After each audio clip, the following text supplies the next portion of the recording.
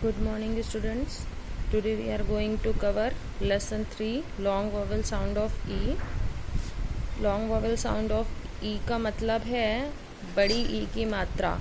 जिन शब्दों में हम ई को बड़ी ई की मात्रा की तरह प्रोनंशिएट कर रहे हैं, देर तक बोल रहे हैं, वहाँ पे लॉन्ग वॉवल साउंड ऑफ ई होता है।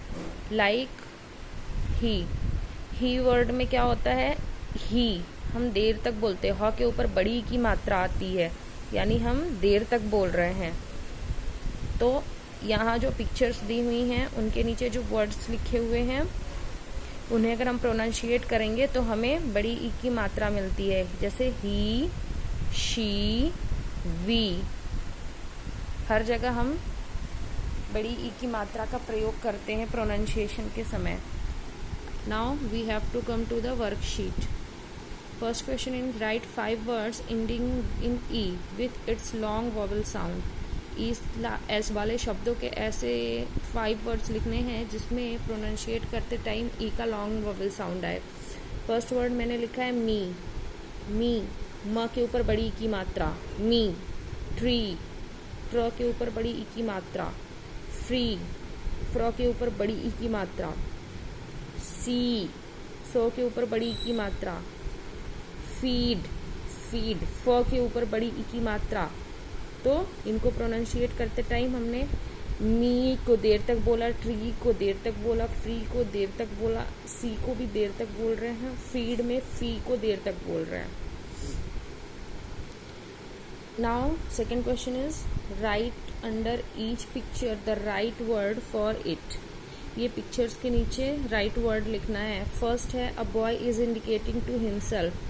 फर्स्ट पिक्चर में एक बच्चा खुद की तरफ इंडिकेशन दे रहा है, इसलिए होगा मी। जब हम खुद को ध्यान में रखकर कोई बात कहते हैं तो खुद के बारे में, खुद के लिए हम मी का प्रयोग करते हैं।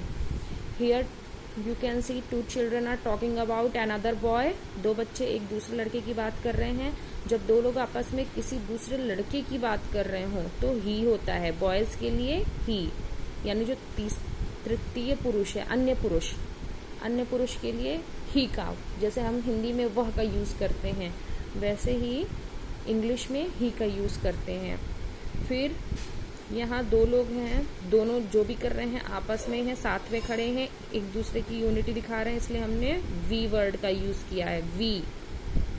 Here again we can see 2 children are talking about another girl. 2 बच्चे एक तीसरी लड़की के बारे में बात कर रहे हैं।